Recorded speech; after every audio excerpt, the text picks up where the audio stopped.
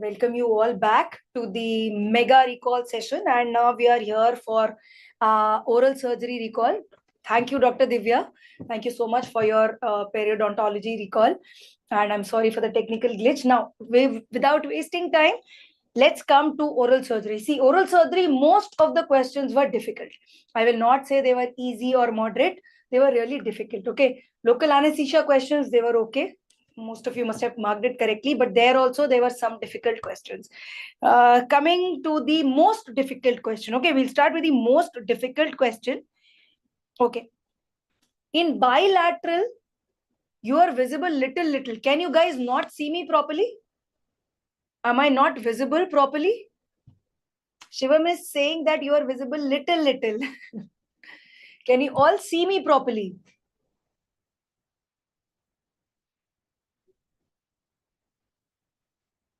Just give me a thumbs up if you can all see me properly.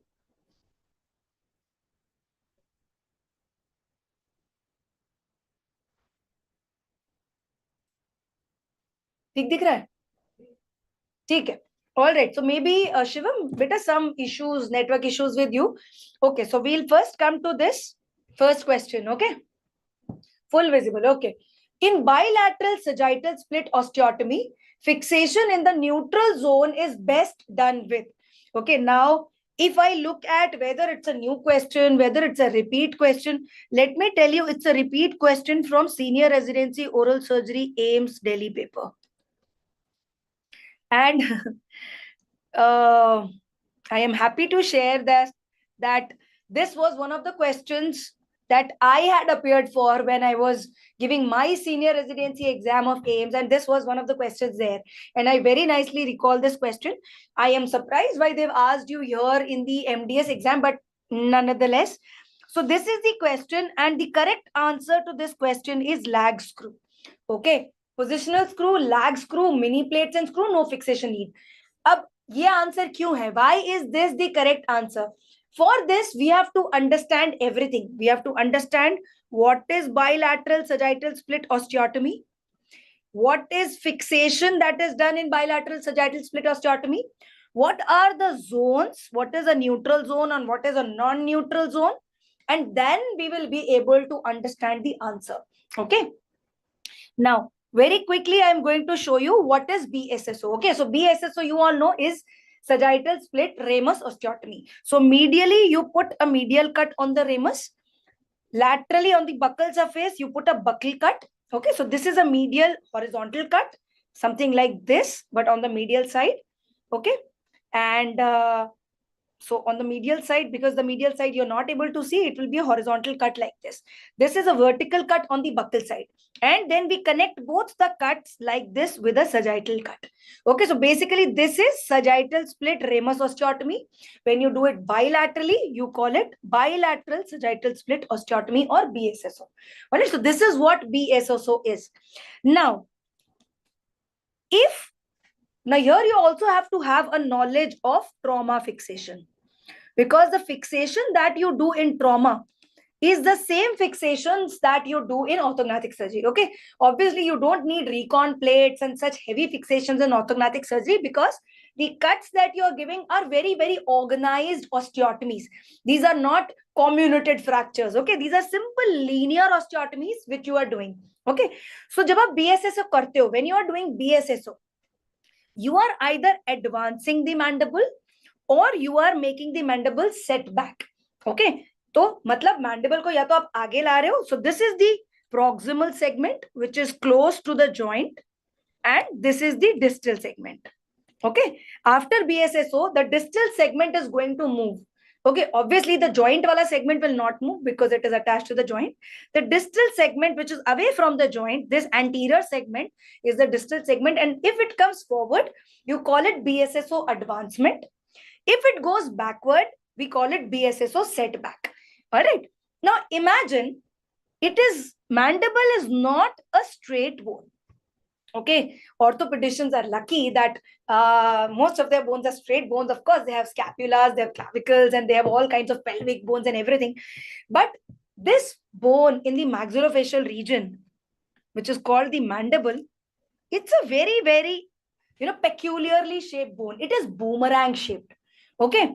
And any movement in any part of the bone will affect two joints simultaneously. Both the temporomandibular joints will be affected simultaneously. Okay. So when I'm cutting my mandible like this, unilateral SSRO, and like this, bilateral sagittal fillet osteotomy, and I'm advancing my mandible, because of the boomerang shape of the mandible, because of the lateral flare of the ramus, because simply speaking, because of the anatomy of mandible,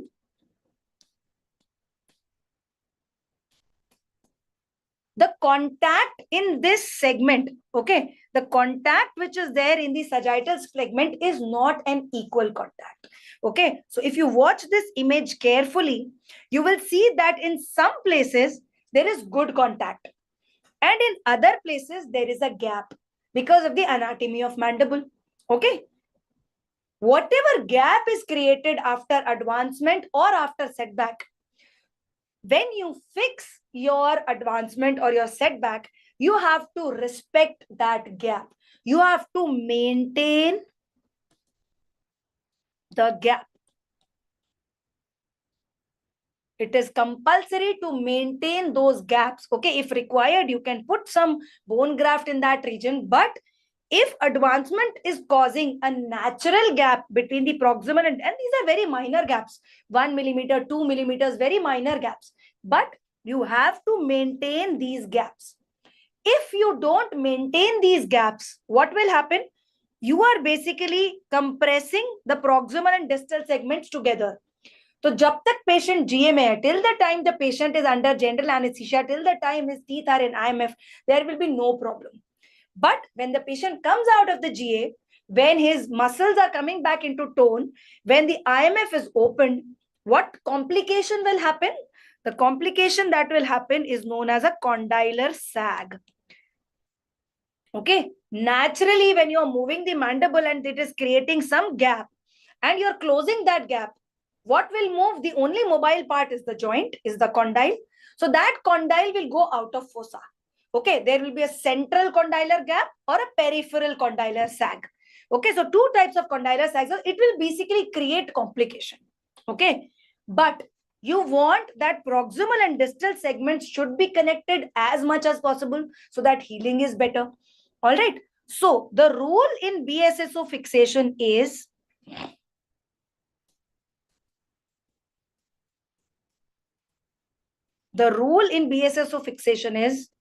whenever there is a gap,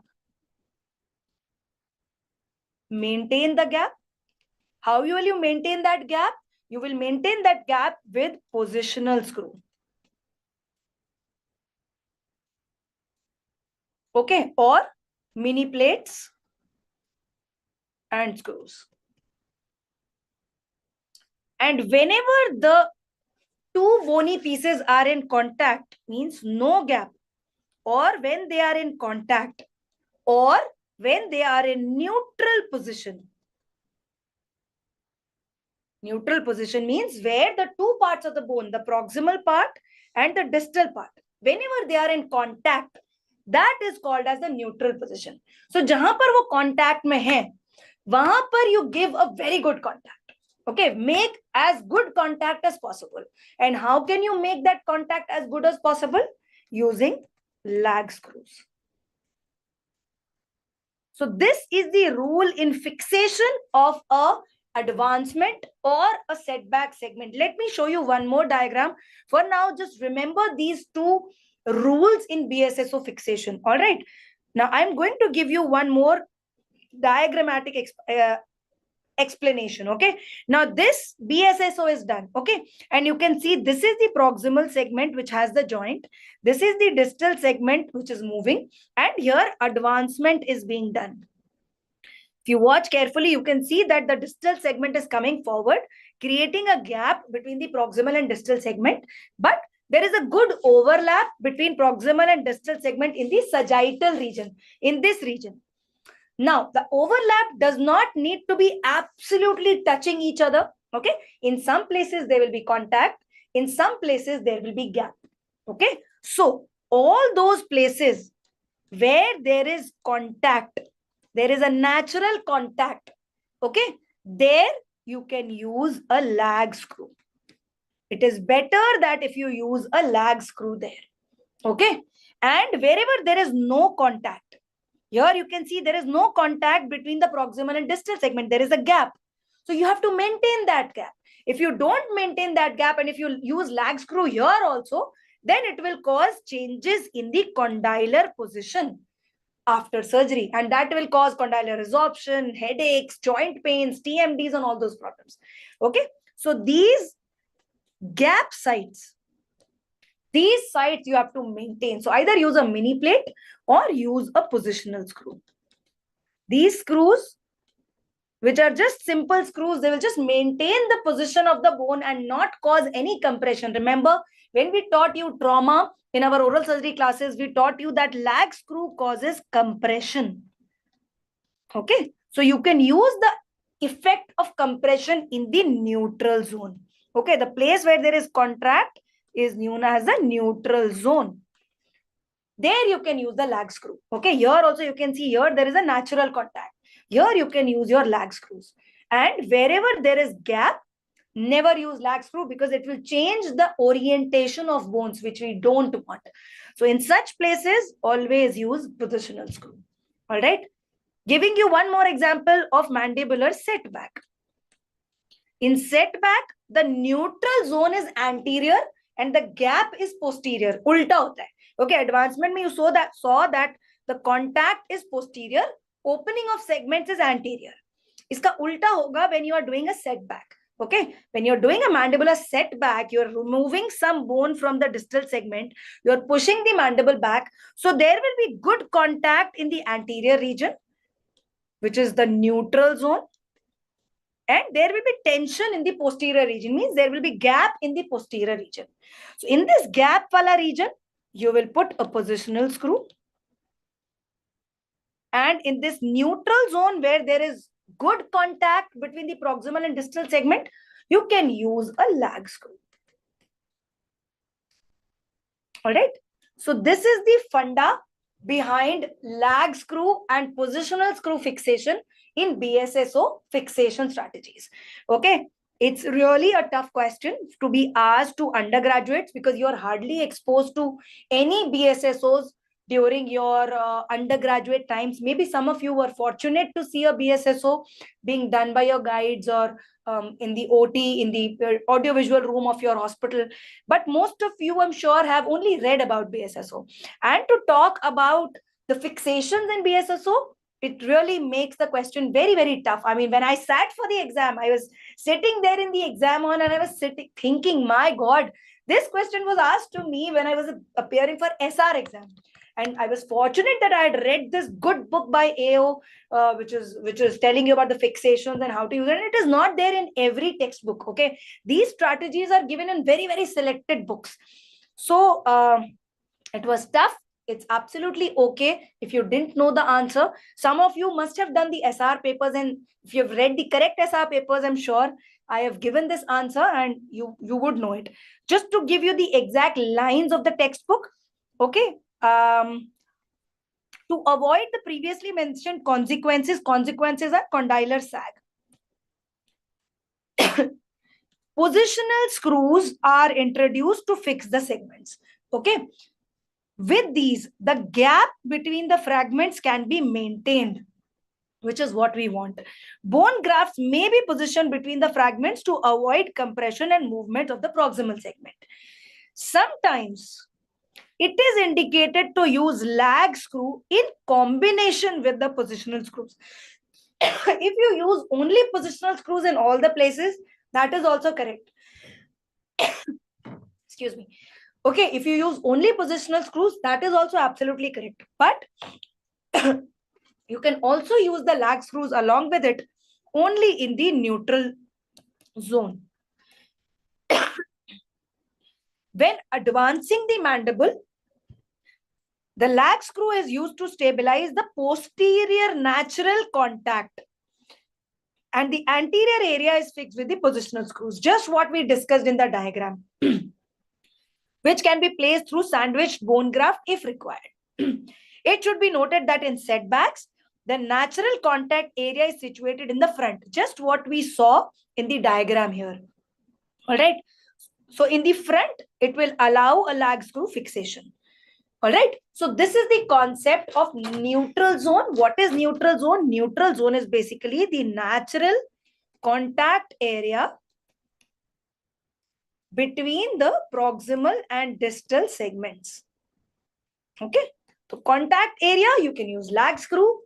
No contact or gap between segments, you have to use positional screws to maintain that gap. Otherwise, you will have a complication known as condylar sac. All right. So this is the first question. This is the solution to the first question. Please let me if you've understood this concept nicely or not. All right. Okay. Coming to the next question. This is easy actually. A patient comes after road traffic accident having displaced mandibular parasymphysis linear fracture. For closed reduction treatment, in this case, what should be the ideal duration of intermaxillary fixation? Okay, now this is your mandible. This is not your mandible. This is the patient's mandible who has a parasymphysis fracture which is displaced. What is the meaning of displaced parasymphysis fracture? It means the segments are something like this. Okay, one part has gone up, other part has gone down. This is the meaning of displaced fracture. Okay, mandibular parasymphysis. So it is an anterior mandibular fracture. The good important hint in the exam or in the question is linear fracture. Linear fracture means it's a simple fracture, single line fracture. There is no comminution. There is no comminution. There is no multiple segments. It's a single line fracture. It's okay if it is displaced. It's okay. It is displaced. We agree that it is displaced. Parasymphysis fracture has to be displaced because your suprahyoid muscles will pull this segment down. Your masseters and medial pterygoids will pull this segment up. So सारी muscles mandible पे सब काम करेंगी. कोई muscle उसको नीचे लेके जाएगी, कोई muscle दूसरे segment को ऊपर लेके जाएगी. So it is very common for mandibular fractures of the anterior region to be displaced. All right. But it is not known whether the patient is elderly, whether the patient is immunocompromised. ऐसी कोई भी history नहीं है. अगर ये लिखा होता कि patient बहुत elderly है, या patient is immunocompromised, patient is diabetic, then we would think on the lines that patient needs more time in healing. None of these facts are mentioned in the exam. So we will assume that the patient is normal patient with a normal healing ability.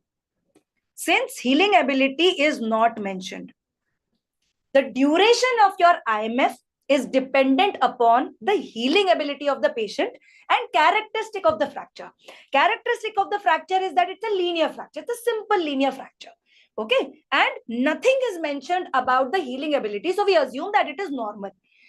So in this case, we will mark the answer as 4 weeks. Okay. Because normally in an adult, in simple linear fractures, the duration of IMF is 4 to 6 weeks. 2 weeks is too less. 8 weeks is too much for a linear fracture, and 12 weeks is also too much. Okay. So the ideal duration of IMF, which is required in simple fractures, in not simple fractures, but linear fractures in a healthy, normal individual, adult individual, is around 4 to 6 weeks.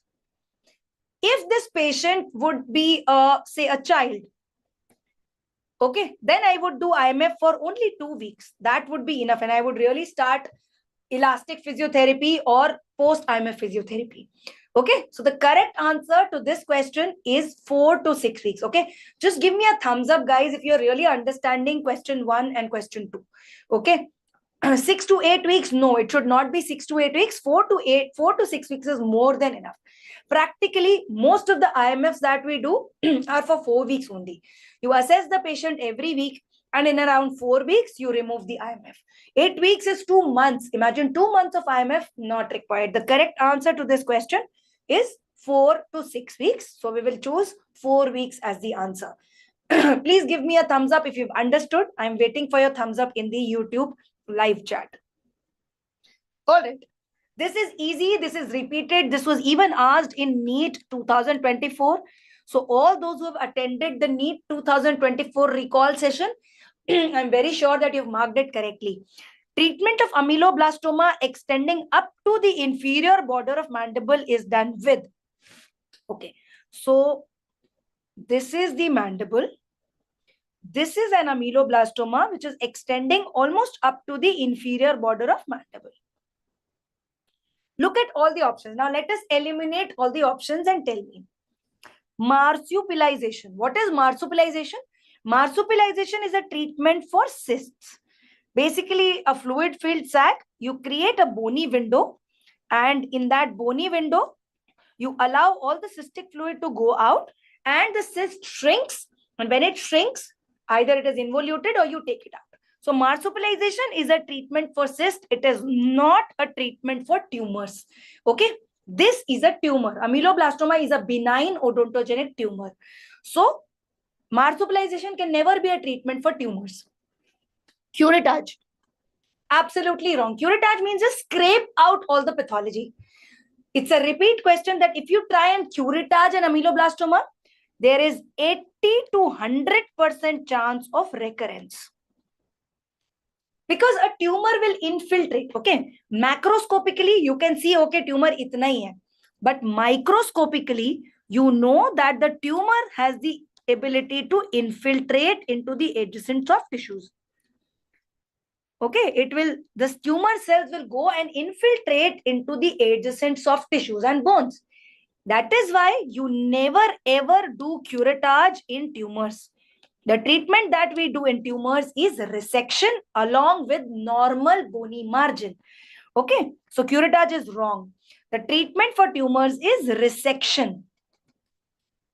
Resection means removal of the pathology along with a 1 to 1.5 centimeter normal bony margin plus the next anatomical barrier. Okay, those who have attended my pathology classes, my classes of oral pathology, I mean oral surgery mein hi, a section is there on pathology, and I very nicely described the gold, uptron, marks, terminologies of treatment of tumors. Everything is defined very, very beautifully. Now coming to this terminology,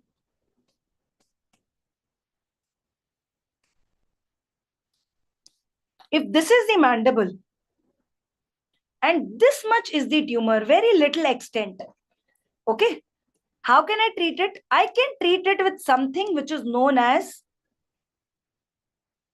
en bloc resection, also known as segmental resection, also known as resection without continuity defect. Tumor is limited to the superior margins of the mandible. You remove the tumor along with 1 to 1.5 centimeter of normal bone, and it is removing the whole pathology like a block. In a block, like a simple block of bone. This is known as en bloc resection or segmental resection. You're only removing a segment of mandible. Just a segment of mandible, not creating any discontinuity. The continuity, even if you remove this much mandible with the tumor, the continuity of your mandible is still maintained. So the correct terminology is en bloc resection with segmental resection or resection without any continuity defect. But is that the case in our question? Is that the case in our question? No, that is not the case in our question. In our question, the tumor is extending up to the inferior border of mandible. So to remove this tumor, I have to remove this full part of mandible, and this is known as marginal, this is known as resection with continuity defect. I have to remove this much part of my mandible because there is no bone left in the inferior border because the tumor is already infiltrating till the inferior border. So I have to remove this much part of my mandible. When I do that, there is a continuity defect. My mandible is now broken into two parts. So I cannot leave my patient like that. I have to do a reconstruction. And a similar question is asked later on that when you're using a reconstruction plate for reconstruction, what are the rules? So that's a separate question here only. But this is the correct treatment. You have to do a resection with continuity defect. There is a defect in the continuity of mandible. You can use bone graft. You can do without bone graft. You can do a free flap.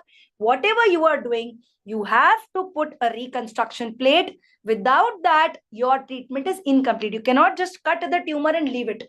You have to bring back the continuity of the mandible by doing a reconstruction. And that is always done with a recon plate, which is a load-bearing plate. Okay? All these concepts have been explained very, very nicely in our lectures. So all those who have attended it, I'm sure you've marked it correctly. The correct answer to this question is resection and reconstruction. This is not an en bloc resection. En bloc resection तब बोलते हैं जब original bone की lower margin preserved होती है. Only a block or a segment or a margin of, the bone is removed and the lower border is still maintained. Okay, this is en bloc or marginal resection. This is whole segment is removed, so that is segmental resection. All right, so the correct answer to this question is resection and reconstruction. Okay. Now, related to that, they've asked one more question.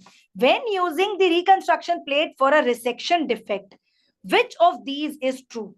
Okay, again, it's never been asked before, but if you know the simple rules, okay, you will be able to rule out the answers by exclusion. Okay. The plate should not be closed with layers of soft tissues for the fear of exteriorization. Okay.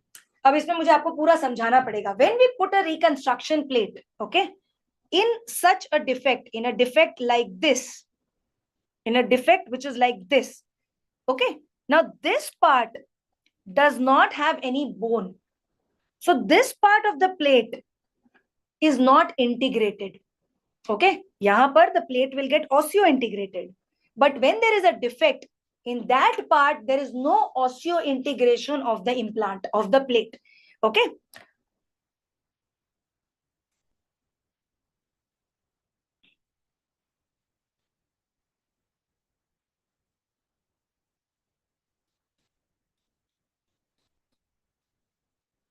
So this is how you reconstruct a resection defect.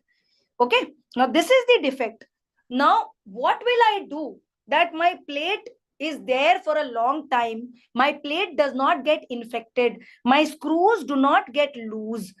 My surgery does not have any complications in the post-operative period. I will do a lot of things. First, I will try and cover this area with a good layered soft tissue envelope. I will rather resuspend my soft tissues. What will I do? इस region में क्या होती है? Mentalis muscle होती है. I will take my mentalis muscle. I will put a suture around the mentalis muscle and I will suture the mentalis muscle with the plate. Okay, so that there is some fibrosis between the muscle and the plate, and it is trying to bring back the normal anatomy of the region. Okay, so I will put as good soft tissue cover as I can. I will try and put the periosteum back. I will try and put the mentalis to resuspend my mentalis. I will do my connective tissue closure. I will do my skin closure. So jitna acha ho sake, I will do a very good layered soft tissue closure to prevent the exteriorization. What is exteriorization? Plate bahar se dikhne lagna. The plate is being visible from the exterior. That is known as exteriorization. When will that happen? When the soft tissues of the area are atrophied. Okay, if the soft tissues of the area is thin, okay, is atrophied, then my plate will start being visible. If my, imagine the plate is here and the skin and connective tissue is not covering the plate, only skin is there, then skin will atrophy, skin will necrose, and in that area, my plate will start being visible from the exterior. That is known as exteriorization of the plate. To prevent that from happening, I will do a good soft tissue coverage. मैं उस पर पेरियोस्टम भी चिपका दूंगी, मैं उस पर mentalis भी लाके चिपका दूंगी, मैं सॉफ्ट टिश्यू कवर अच्छे से अच्छा दूंगी ताकि सिर्फ स्किन से कवर ना हो मेरी plate. It is covered with multiple layers of soft tissues and it prevents exteriorization. So this option is wrong. The plate should not be closed with layers likha hai, so it should be closed with layers. Okay, so this option is wrong. Now, dusri cheez, let's come to the option number C. Plate should be fixed between the superior and inferior border. Okay. Reconstruction plate, the only rule in reconstruction plate is it has to be placed on the inferior border because it uses rule for recon plate fixation. What are the rules for recon plate fixation? It has to be fixed on the inferior border. अगर मैं middle of superior और inferior border में कर दूंगी और bicortical screws से उसको fix करते हैं हमेशा, we always fix the recon plate with bicortical screws. So imagine मेरे बाकी के जो teeth के root stumps हैं, root apices हैं, my screws will go and hit the root apices. It will injure the roots of my teeth. There is an inferior alveolar canal also which is running here. So my bicortical screws of the recon plate will go and injure my neurovascular bundle. So for that reason, the reconstruction plate is always and always and always fixed on the inferior border or on the inferior surface. The second rule is it is always fixed with bicortical screws. You cannot use monocortical screws to fix the reconstruction plate. It has to be bicortical screws. आप छोटे छोटे 6 mm के screw से इतनी मोटी plate को नहीं अटका सकते हैं. If you have a very thick plate, you have to fix it with long screws. And long screws means bicortical screws. They have to penetrate through the buccal cortex and come out of the lingual cortex. So these are known as bicortical screws. That is the second rule for recon plate fixation. The third rule is the number of screws should be minimum 3 screws on both sides of fracture or defect. Whatever is your fracture or whatever is your defect, the minimum 3 screws should be there on both sides. Okay, आप सोचो कि आप एक इतनी मोटी plate है, there's a very thick reconstruction plate and you are fixing it with only 1 screw. क्या वो टिकेगी? नहीं टिकेगी ना. It's just like a big painting which you have and you have to fix it on the wall. So you will need at least 2 or 3 points of fixation, right? If it's a small painting, you can hang it with 1 nail also. If it's a big painting, you will need multiple supports. Similarly, when you're fixing a reconstruction plate, it's a thick, heavy plate. So to fix that plate, you need minimum 3 screws on one side, minimum 3 screws on the other side. If it is more than 3, it is very good. But it should not be less than 3. It has to be minimum 3. So these are the rules for using a recon plate. Wherever you're using a recon plate, whether it's a comminuted fracture, whether it's a defect, whatever it is, these are the rules for reconstruction plate fixation.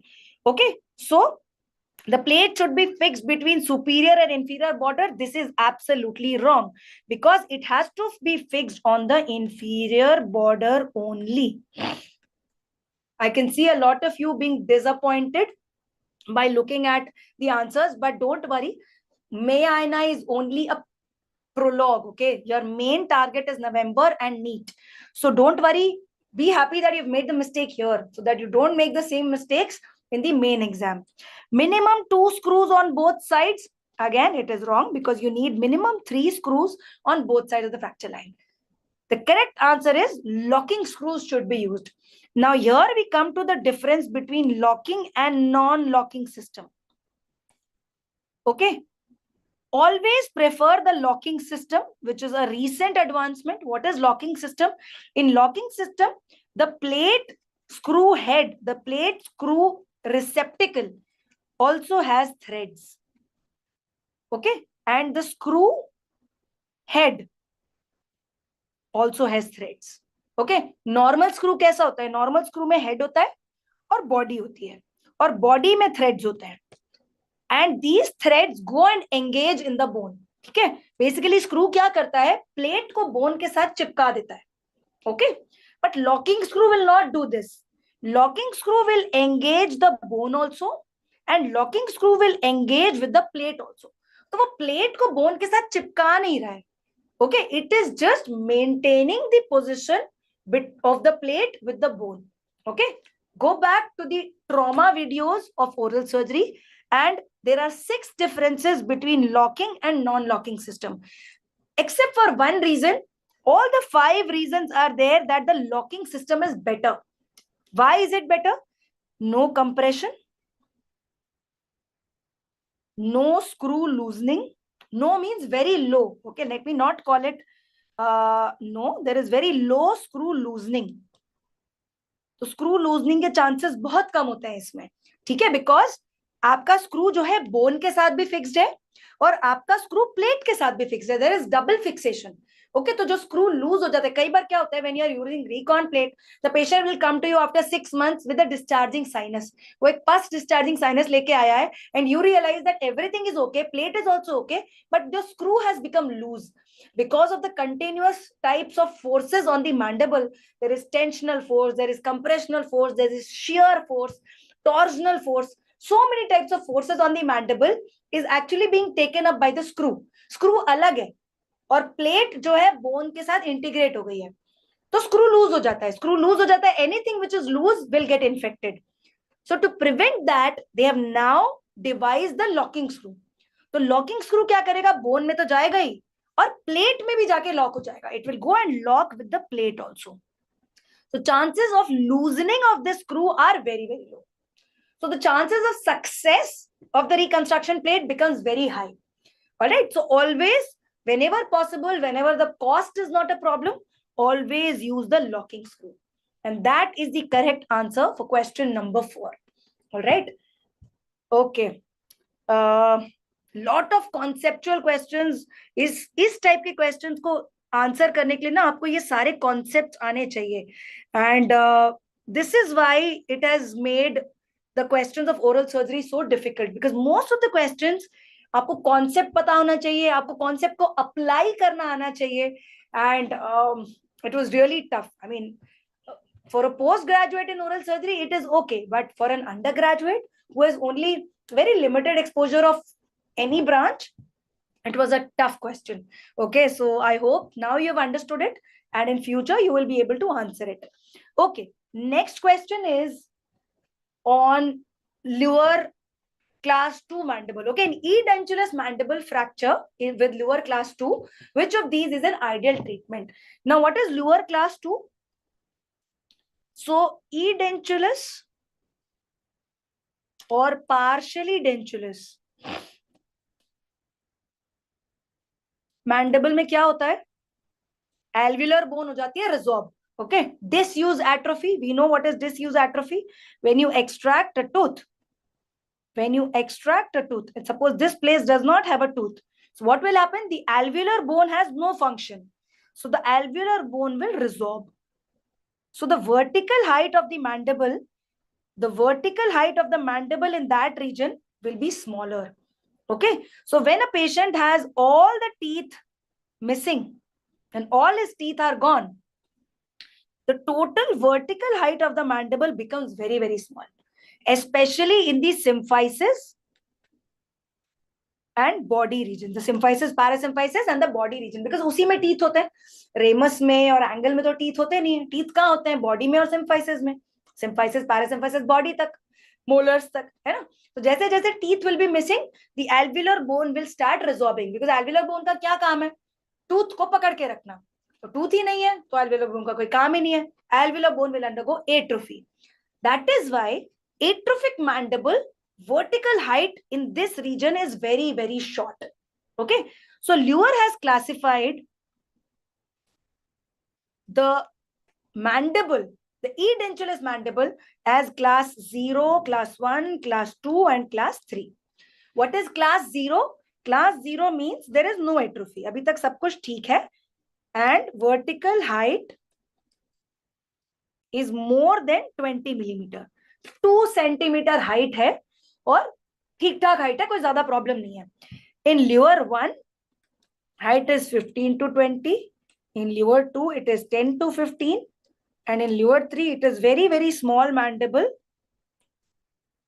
where it is less than or equal to 10 millimeters. Okay. So question में पूछा हुआ है Luer 2. Luer 2 मतलब काफी छोटी हो गई है mandible. It is just the second last stage of mandibular atrophy. Okay. So बहुत ही पतला सा mandible है. Now imagine इतने पतले से mandible में कोई load bearing capacity होगी? Do you think a very, very thin mandible, which is where the height of the mandible is very, very short, does that mandible have any load bearing capacity? No, there is no load bearing capacity in such an atrophied mandible. So here, whatever fixation you give, it has to be a load bearing fixation. You cannot give a load sharing fixation because वो load share ही नहीं कर पाएगा. Mandible में ताकत ही नहीं है. एक तो इतना पतला सा है, ऊपर से फ्रैक्चर और हो गया है, तो क्या ही लोड लेगा बेचारा मैंडिबल.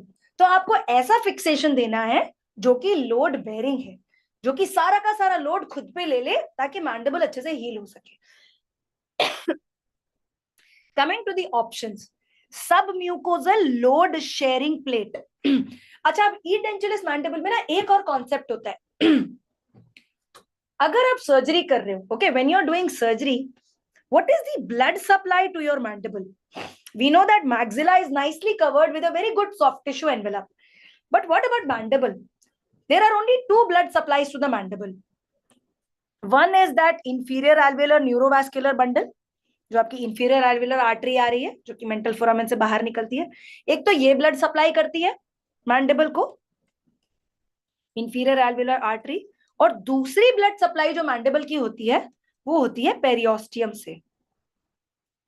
ठीक है. एज द पर्सन एजेस, जैसे जैसे पर्सन बूढ़ा होते जाता है, the inferior alveolar neurovascular supply is reduced. Any artery, it will go atherosclerosis, it will go undergo narrowing, the blood supply through the inferior alveolar vessels is reduced. And उस पे भी अगर बेचारे को फ्रैक्चर हो गया, सोचो इधर फ्रैक्चर हो गया, तो जो बची कुछ ब्लड सप्लाई थी हीलिंग के लिए जो जरूरी होती है, whatever blood supply is required for healing, that is also now compromised because that vessel is also in the fracture. Of course, the vessel must also be compromised. Okay, so inferior alveolar से आप expect नहीं कर सकते that it will allow healing. The only blood supply now to the mandible is the periosteum.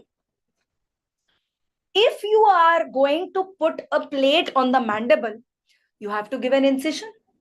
When you give an incision, you have to raise the mucoperiosteal flap. Basically, you are giving an incision on the periosteum also, and you are reflecting the periosteum. You are putting a plate and you are putting the periosteum back.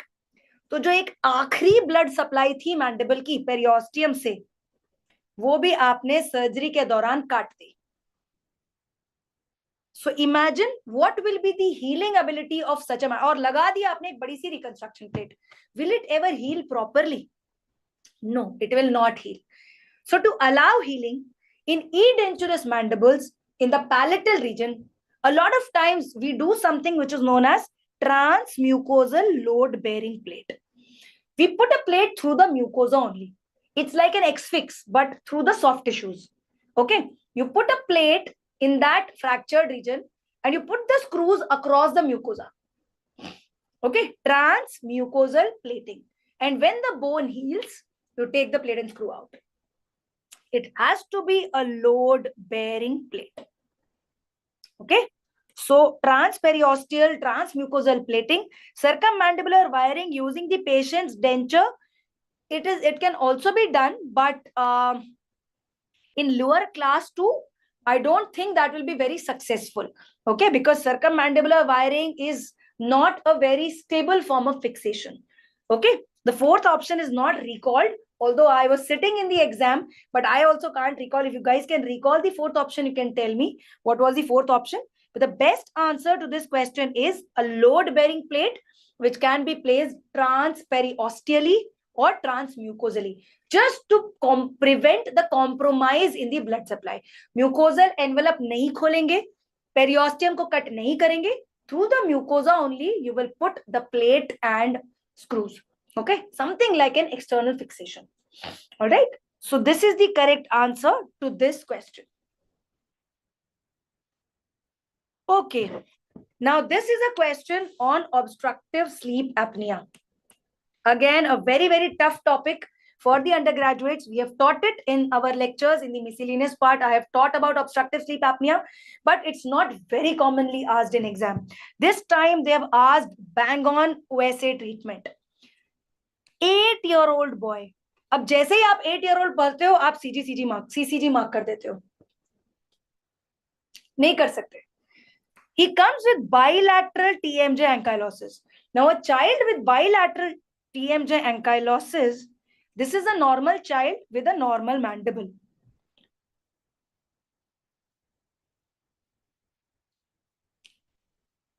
This is a child with bilateral TMJ ankylosis. This is the difference between a normal child who has a straight profile and a child with TMJ ankylosis bilaterally. This is the amount of airway that he has. Itni si airway hoti hai uski. Okay, whereas a normal child has this much airway. Bilateral TMJ, that is why when the airway is so narrow and the child sleeps, the tongue falls back. It causes something known as obstructive sleep apnea. What does obstructive sleep apnea cause? It causes severe snoring.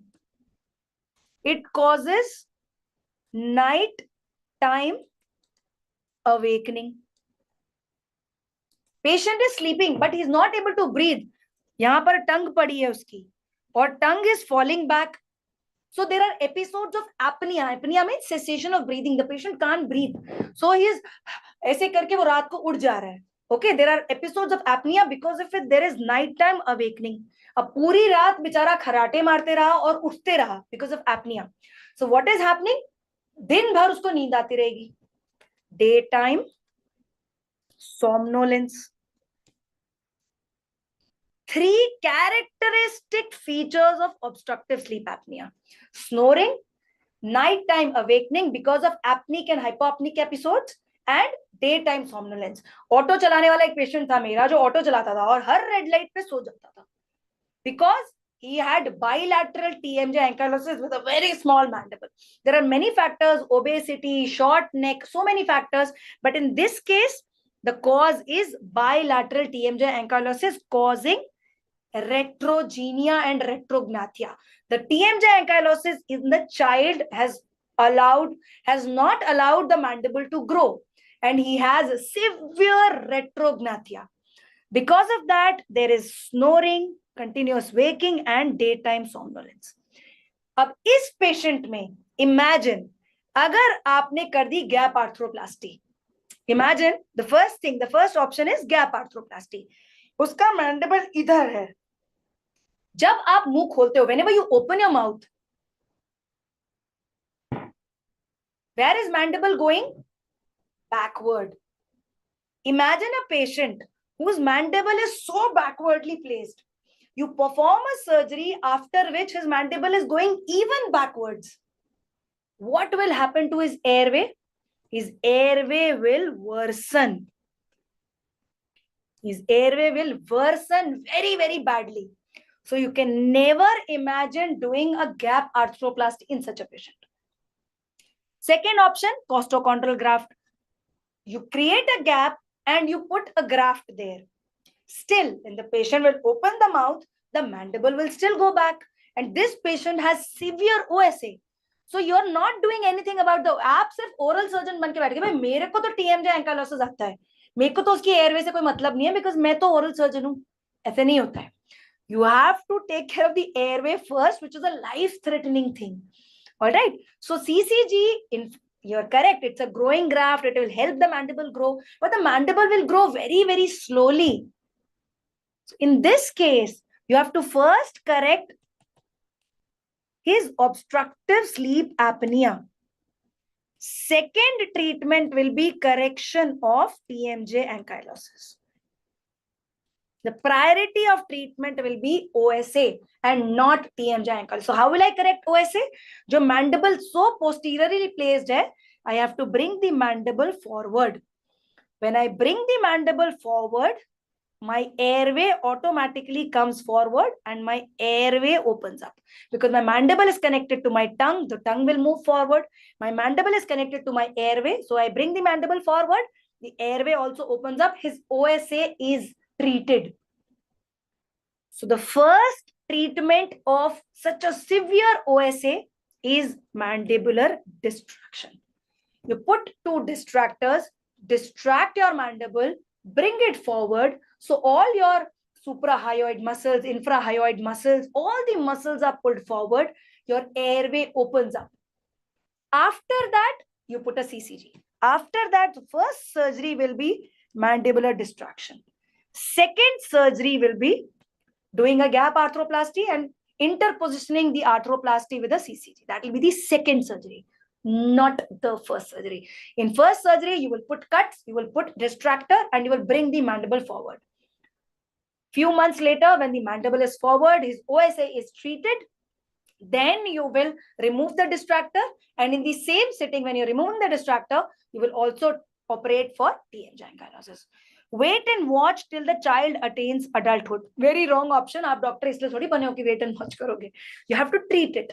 All right. So the correct answer here is mandibular distraction. You have to correct his OSA in the priority. Then you have to correct his TMJ ankylosis. All right. So I don't know how many of you have marked it correctly. Again, a very, very clinical question. Very, very, application based question कि आपको TMJ ankylosis की knowledge भी होनी चाहिए, आपको OSA की knowledge होनी चाहिए, आपको डिस्ट्रक्शन ऑस्टियोजेनेसिस की नॉलेज होनी चाहिए, आपको डिफरेंट ग्राफ्ट्स की नॉलेज होनी चाहिए. You have to integrate a lot many things of oral surgery to be able to answer this question correctly.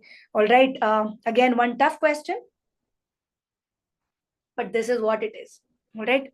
Now coming to the next question. Again, a very, very difficult question. Although you could rule out, and I'm sure most of you have marked the white eye syndrome, which is the correct answer. But again, it's a very, very indirect question, very, very application-based question. Okay. Ankylosis में distraction place कर सकते हैं, of course कर सकते हैं. यहां नहीं करते हैं बेटा डिस्ट्रैक्शन. डिस्ट्रैक्शन एंगल में किया जाता है, इस जगह पे. आपको बॉडी डिस्ट्रैक्शन करना है. एंकाइलोसिस तो कॉन्डाइल में हुआ है ना. If this is your mandibular condyle and this has undergone ankylosis, आपको यहां से थोड़ी डिस्ट्रैक्शन करना है. डिस्ट्रैक्शन तो आपको यहां से करना है. आप बॉडी रीजन में कट लगाओगे, आप यहां पर डिस्ट्रैक्टर फिक्स करोगे और आप एंटीरियर मैंडिबल को डिस्ट्रैक्ट करके आगे लाओगे. The anterior mandible is distracted forwards, okay, or like this. So yes, along with ankylosis, you can definitely, it is very common.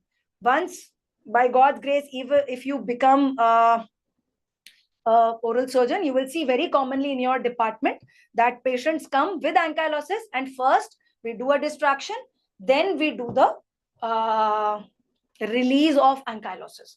All right. So your question, ankylosis में distractor place कर सकते हैं, 100% कर सकते हैं और करना चाहिए. Alright. Yes, it was way too tough.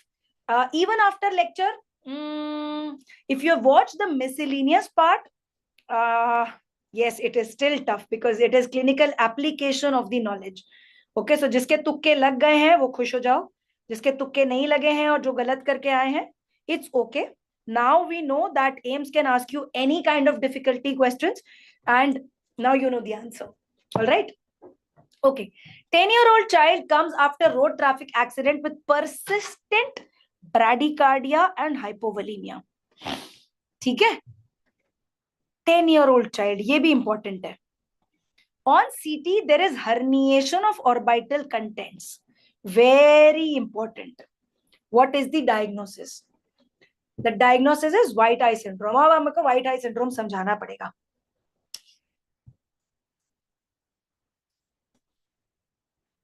This is the orbit. Okay, this is the nasal cavity. This is your oral cavity. This is your maxillary sinus. Okay, maxillary sinus, or let me put it more schematically.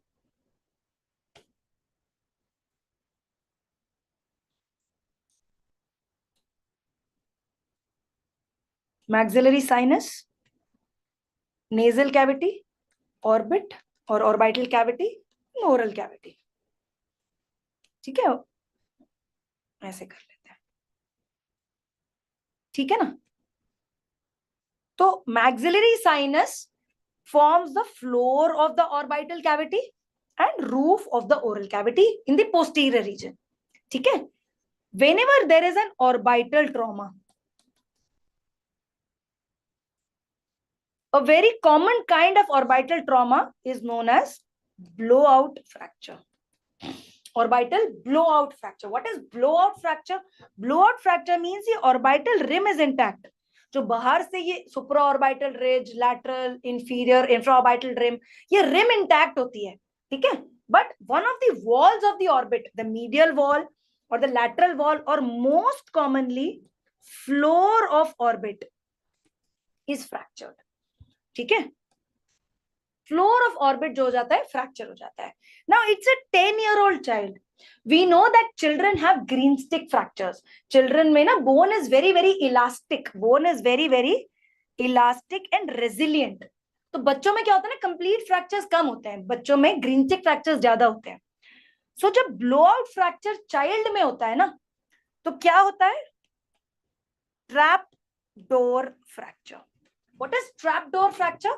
Fracture हुआ, कोई ना कोई orbital soft tissue, okay, infraorbital muscle, inferior oblique muscle, some extraocular muscle और orbital fat और orbital any orbital soft tissues, वो snap back जब होता है फ्रैक्चर, उसमें फंस जाता है. तो फ्रैक्चर हुआ, ऑर्बिटल सॉफ्ट टिश्यू उसमें फंसा और फ्रैक्चर वापस अपनी जगह पे आ गया. Within seconds this will happen. Okay, injury happened, there is a fracture in the floor. The soft tissues of the orbit herniated. Where will they herniate? They will herniate into the orbit, into the sinus. So जब आप CT scan करते हो, आपको कोई बोनी fracture नहीं दिख रहा है, बिकॉज ऑर्बिट में फ्लोर फ्रैक्चर हुआ और वापस स्नैप बैक करके अपनी जगह पे आ गया. That is why it is known as a trap door fracture. Fracture हुआ, उसने कुछ सॉफ्ट टिश्यूज को फंसाया और वापस अपनी जगह पे आ गया. So no bony injury is seen on the CT scan, but because of that temporary snapping back, because of that fracture, the soft tissue is entrapped. The soft tissue of the orbit is entrapped into the fracture line. बहुत common होता है children में, very very common in children. So whenever you see a child in the trauma center who has an orbital trauma and you see that everything is okay, there is no periorbital edema, there is no circumorbital ecchymosis, there is no subconjunctival hemorrhage, कुछ भी नहीं है, child बिल्कुल ठीक लग रहा है, ठीक है? But there will be only one finding. What is that one clinical feature which will be there? Restriction of gaze. जब आप बच्चे से बोलोगे कि ऊपर देखो, तो उसकी जो ऊपर देखने वाली मसल है, the muscle which allows the superior movement of the globe, that is entrapped. The inferior rectus or the inferior oblique muscle is entrapped in the fracture. So one eye which is not injured will be able to look up, other eye will not be able to look up. That is known as restriction of gaze. And a lot of times when the child is trying to do that, he's trying to do that, it stimulates a phenomenon which is known as oculocardiac reflex.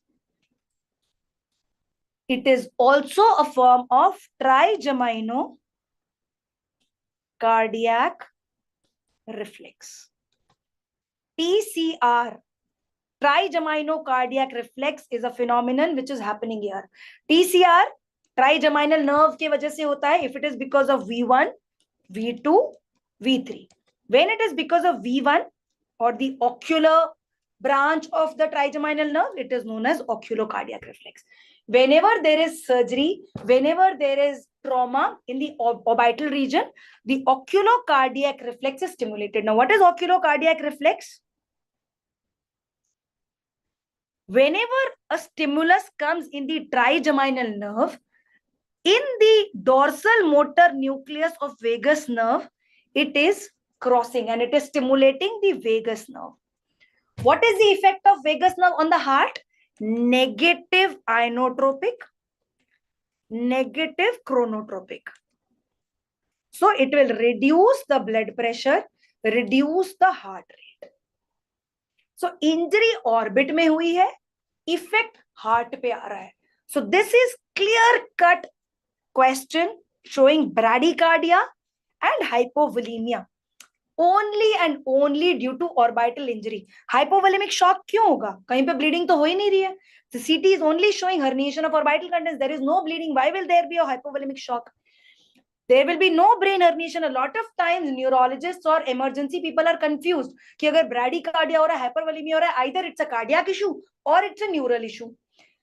No, it is neither a cardiac issue nor it's a neural issue. It is purely due to oculocardiac reflex. What is the treatment? Emergency mein you take the patient to the OT, give him GA, explore his orbit, release the entrapment of muscle, treatment is over. Trapdoor fracture is there, you don't need to reconstruct. The bone is snapping back to its position, but जो वो soft tissue उसमें फंस गया है, which is causing the oculocardiac reflex, just remove the entrapped soft tissues. That's it. That is the treatment and it should be done early. All right. So again, a very, very tough question in oral surgery. I'm not expecting this for the undergraduates, but still it is that. And why is it called white eye syndrome? It's called white eye syndrome because the eye looks absolutely normal. Okay, there is no bleeding around the eye, there is no subconjunctival hemorrhage, there is no periorbital edema because floor में fracture हुआ है. Orbit की medial wall में होगा तो bleeding होगी, orbit की superior wall में होगा तो दिखेगा. ये तो फ्लोर में फ्रैक्चर हुआ है, फ्रैक्चर होके वापस आ गया है, snap back. So the eye looks absolutely normal. That is why you call it a white eye syndrome. White eye syndrome is nothing but trapdoor fracture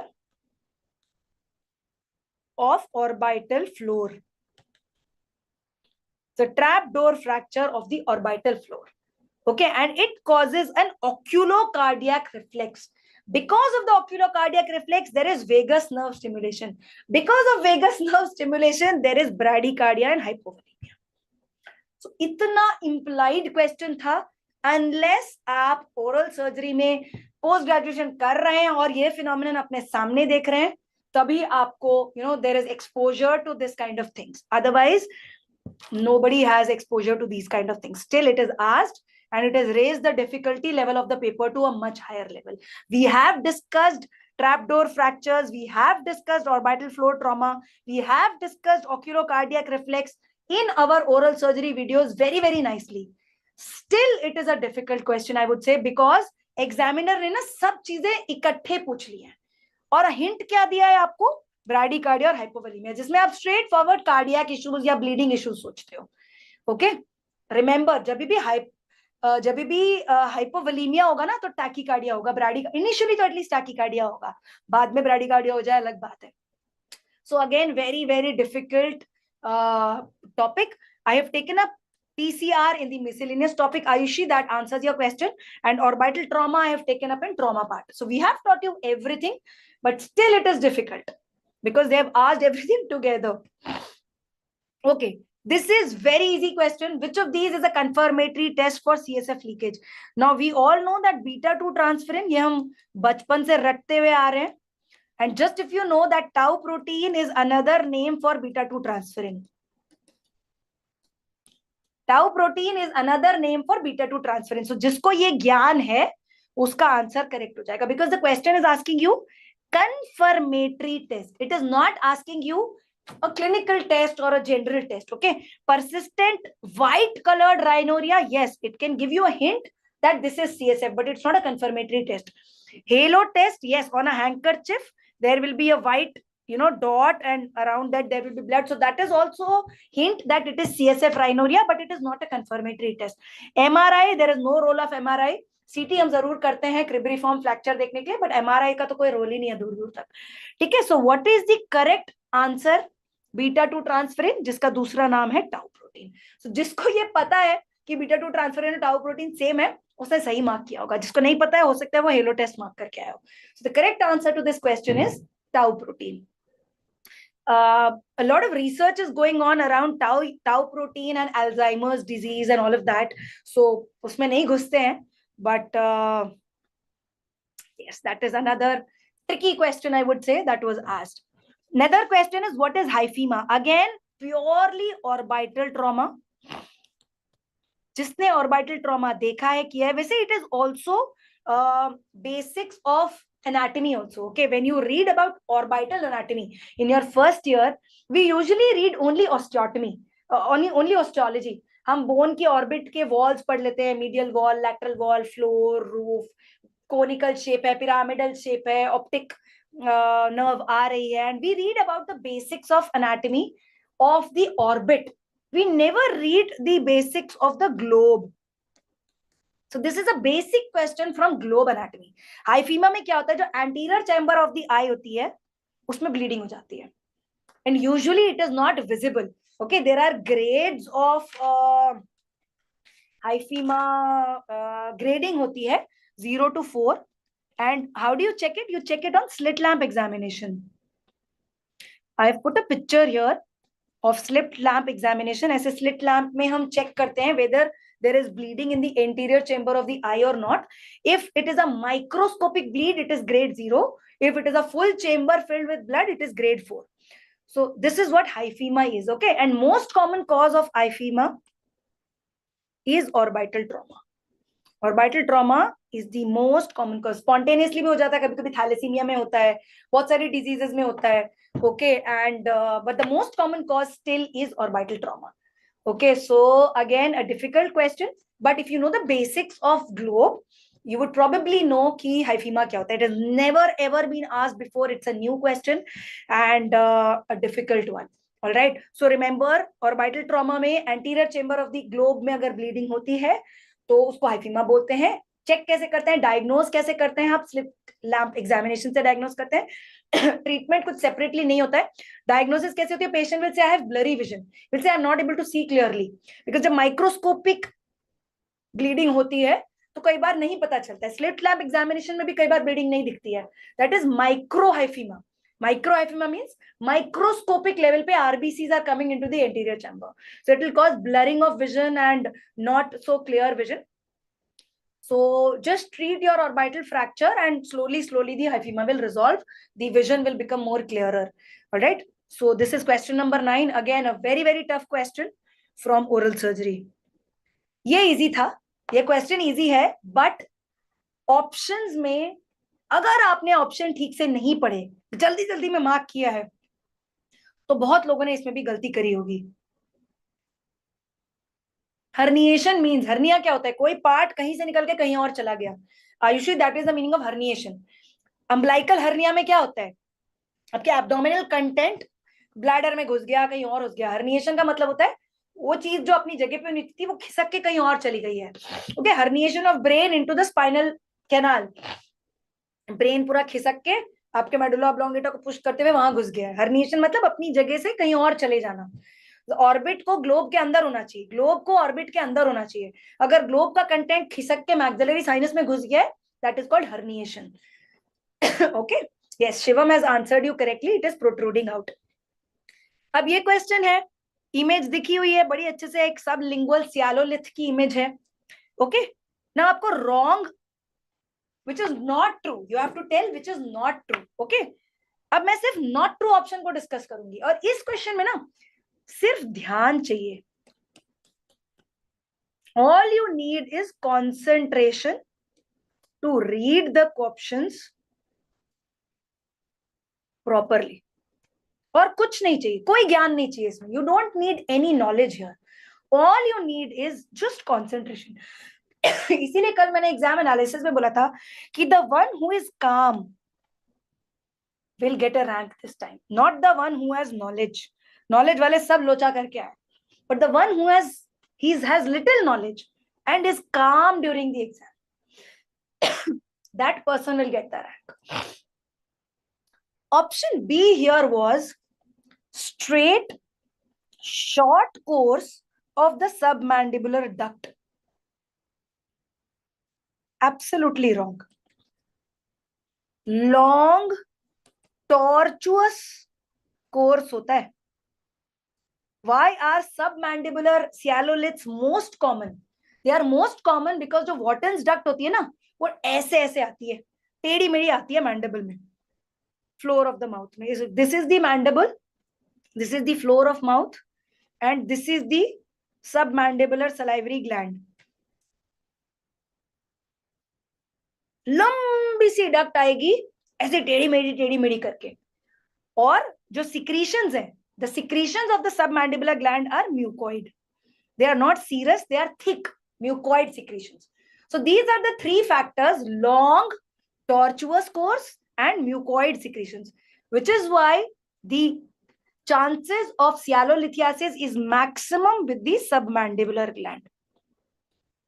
बाकी सारे ऑप्शन में ना कहानी थी, ठीक है, कि पेरोटिड में कम होते हैं, माइनर ग्लैंड्स में भी हो सकते हैं, और एक ऑप्शन था which I don't remember. If you guys remember please let me no.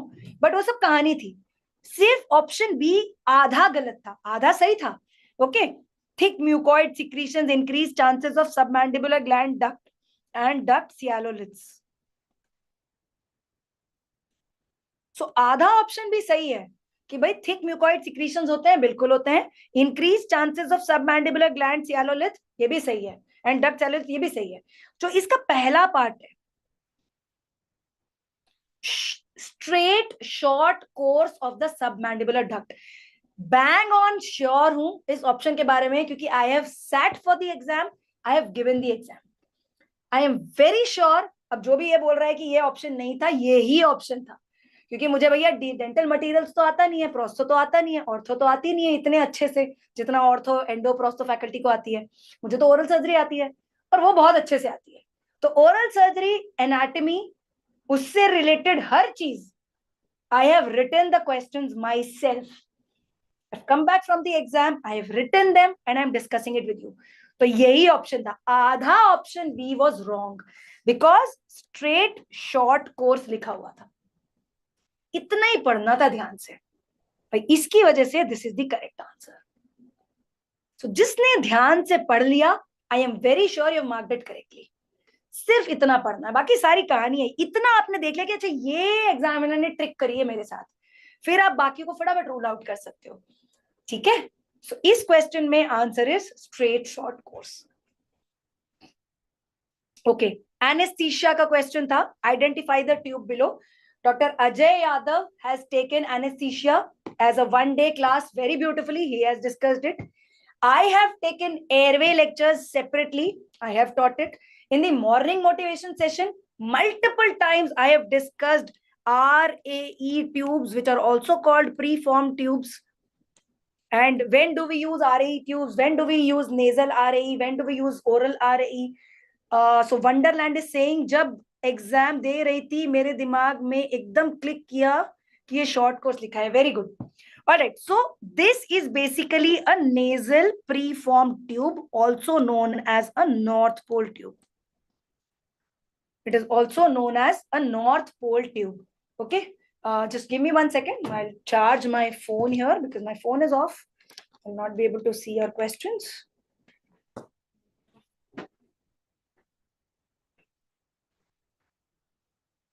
Rishabh, iPhone का चार्जर है?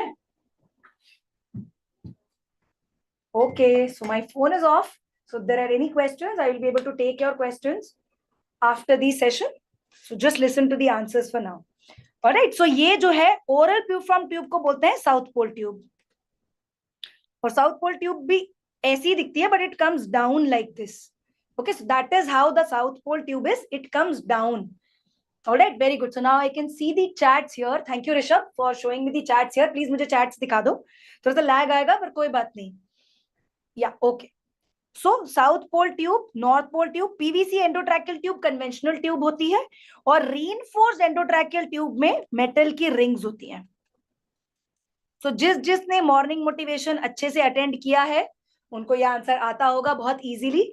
Alright, so the correct answer is north pole tube, also known as nasal preformed tube.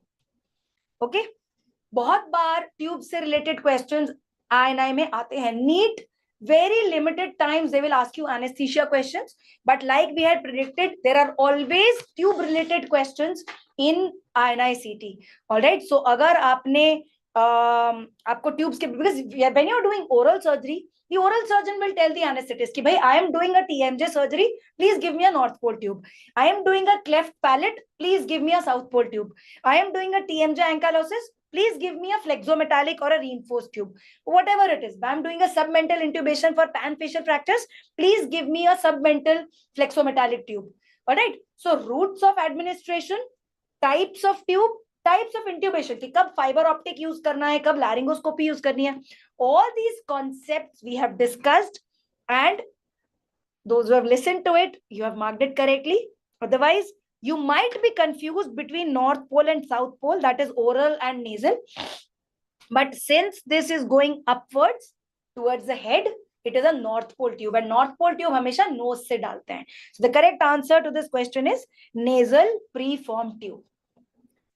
Okay, now this is easy. This is one easy question, thankfully, which was asked in the exam.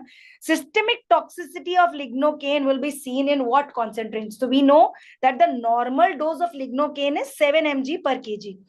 This is the normal dose of lignocaine and articaine. All right, so 3 mg, 5 mg, 7 mg, इनसे तो toxicity हो ही नहीं सकती, because it's a normal dose है. एक ही dose थी which was more than 7 mg per kg. So that is the correct answer. उसी से toxicity होगी. Okay. Again, this is a repeat question, the one and only repeat question in exam. Which of these is most cardiotoxic LA? The correct answer is bupivacaine. अब आप confuse होते हो tetracaine और bupivacaine. Tetracaine is an ester which is no longer used. कहीं पे भी tetracaine use ही नहीं होता है. तो इसीलिए there is no comparison between the cardiotoxicity of tetracaine and bupivacaine. Tetracaine की cardiotoxicity आप कब check करोगे? जब use करेंगे ना. ये इतना toxic है कि आप use ही नहीं करते हो. It's not used anymore. All right. So out of these three, the correct answer is bupivacaine. So the correct answer, it's a repeat question. We've already given it in the eGurukul app. It's there in the question bank. It is there in the PYQ section. And if you have read that, you know the correct answer is bupivacaine. All right. I couldn't take the screenshots, but it's there. Okay. Okay. Which of these is most commonly used in dental anesthesia? Again, a tricky question. इसमें कोई knowledge नहीं चाहिए, इसमें सिर्फ simple चीजें पता होनी चाहिए, और कुछ नहीं चाहिए. ठीक है, इसमें first option is 2% lignocaine with 1:1000 adrenaline. 1:1000 adrenaline हम कहाँ यूज करते हैं? हम यूज करते हैं एनाफाइलेक्टिक शॉक में, हम यूज करते हैं कार्डियक, हम यूज करते हैं बहुत ही इमरजेंसी सिचुएशंस में. It is a very very high concentration of adrenaline. अगर मैं इतनी हाई कॉन्सेंट्रेशन ऑफ एड्रेनालिन दूंगी तो मेरा पूरा सफेद हो जाएगा tissue. So never ever we use 1:1000 adrenaline in dental anesthesia. We always use 1:80,000, 1:1 lakh, and 1:2 lakh. अलग अलग कंट्रीज में अलग अलग नॉर्म्स है. In India we use these three concentrations. In Malamade, these three concentrations are usually given in combinations of these. Okay, so most commonly we use 1:1 lakh wala. We never ever ever use 1:1000 adrenaline. भयंकर high concentration. So option A and option B ऐसे ही rule out हो जाएगा. Okay, now option C and option D are 0.5% lignocaine and 2%. Now we know lignocaine is always used as a 2% solution. Okay, bupivacaine अगर होता, bupivacaine is very cardiotoxic. It is very long acting. So bupivacaine is much more potent also. So we give bupivacaine in the concentration of 0.5% or 0.25%. ये bupivacaine की concentration होती है. Lignocaine की concentration हमेशा 2% होती है. Okay, so the correct answer here is lignocaine. All right. एक और क्वेश्चन था about local anaesthetics about the tissue irritant properties. Okay, I know it was there, this question was there. I searched it in many places, but I could not find an answer. Okay, that was really tough for me also. The question was, which of these is the most irritant local anesthetic to the tissues? I have searched in Monheim's, I have searched in Malamate. मुझे इसका answer नहीं पता हो कि in spite of searching at many places, I don't know what and why the examiner has put this question, but in standard textbooks, I could not find an answer to this. That is why I have not put it in the recall. ऐसे questions छोड़ देने होते हैं. मैंने तो छोड़ दिया था ये question. So you just have to leave these questions. भगवान का नाम लेके छोड़ दो. That is always best. And if you can report, you should report it. Maybe it is some article based question, but in these 2 days I've not been able to find it. I will still search for it and I will put the answer in the app in case I find the solution. Okay, ऐसे ही एक question था puromycin पर. If you remember, there was a question and I'm sure Dr. Saurabh must have taken it. What is the mechanism of inhibition of protein synthesis of puromycin? Puromycin एक ऐसी antibiotic है जो use भी नहीं होती है. It is an antibiotic of years back. It is hardly, I mean, I don't think anybody uses puromycin anymore. Still, there was a question on puromycin. So maybe now most of the local anesthetic solutions are very, very safe to the tissues. So the skeletal muscle में damage, irritation होती है, but very insignificant. Okay. Still, this question is asked. It's an archaic question. It's a very old question. Okay. So I didn't like this question, but it was there. All right. Again, जो puromycin वाला question था, very, very archaic question. In fact, I even remember a question on SDS page, एक pathology की electroporation की in situ hybridization की technique थी SDS page. We have failed to recall this question because it was very long, very tough question on SDS page. जब मैं अपने PG के लिए प्रिपेयर कर रही थी back in 2010, तब हम अमित आशीष मुदित खन्ना में से ये क्वेश्चन रट्टा मार के जाते थे. So उतने पुराने recall में से भी they have picked up questions and it is not a good thing. So I really found this May NICT paper very unbalanced. It was either very extremely tough questions or very, very old questions. These are all very, very old questions which are not I don't know if they are even clinically relevant nowadays. I mean, I am too young. The examiner who has made this question is definitely much more smarter than I am, much more intelligent, much more experienced than I am. So maybe उसने कुछ सोच के ही डाला होगा.